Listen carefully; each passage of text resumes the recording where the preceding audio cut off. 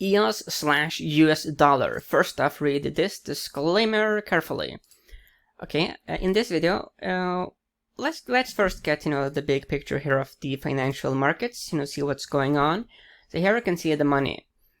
You can see cryptos from the 52-week lows. We do have a pretty decent move here.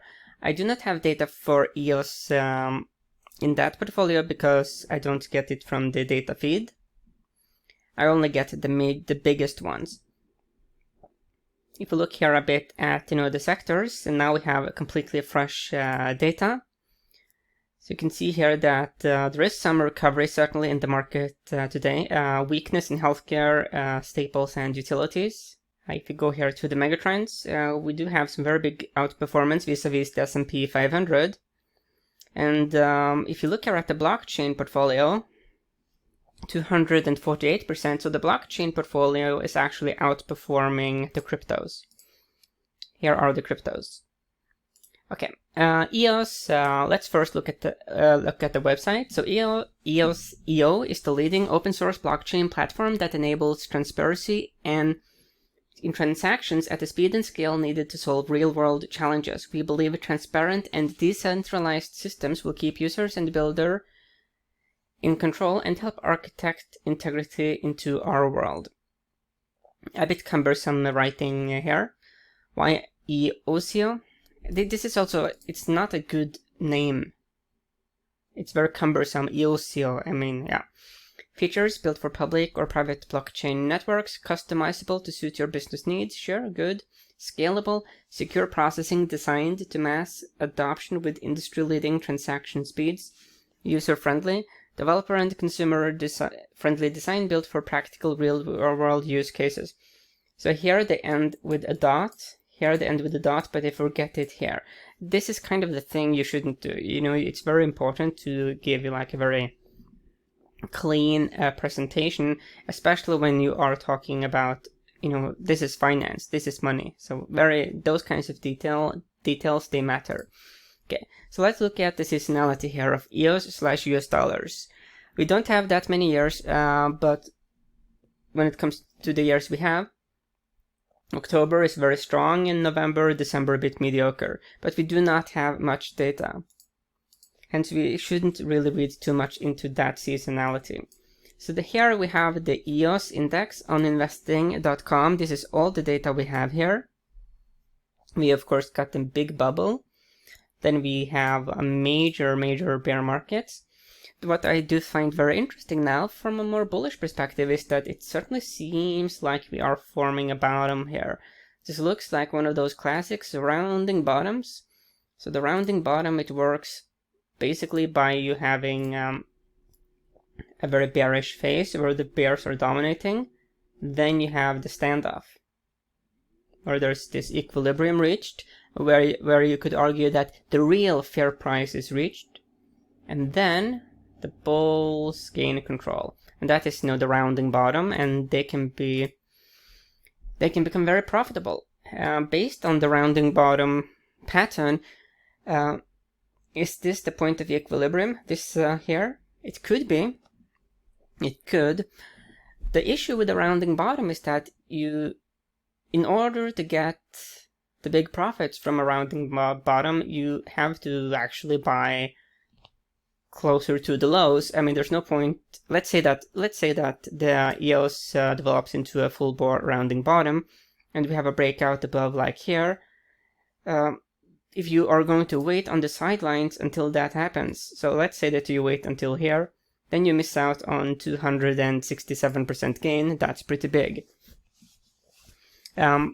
So I would classify this as a rounding bottom in development. If you are going to put on a long bullish position here, I would definitively want to have a stop. But yeah, that is the tricky thing about any technical pattern. You can't really wait until it's fully formed, because then it's too late. Now, it is not a clear rounding bottom yet, because it hasn't developed, and we don't know what's going to happen in the future. So that's like the paradox of investing. The same thing if you do like fundamental analysis. If you are going to use that kind of analysis, there's no point in like buying when the fundamentals have fully improved. you actually need to buy closer towards peak pessimism. So that's the issue. Same thing with shorting, you need to, you know, short when it's high and low, yeah.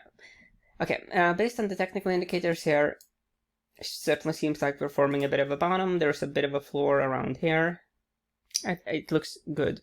Yeah, the correlation with S&P 500 is minus 31%. That's interesting.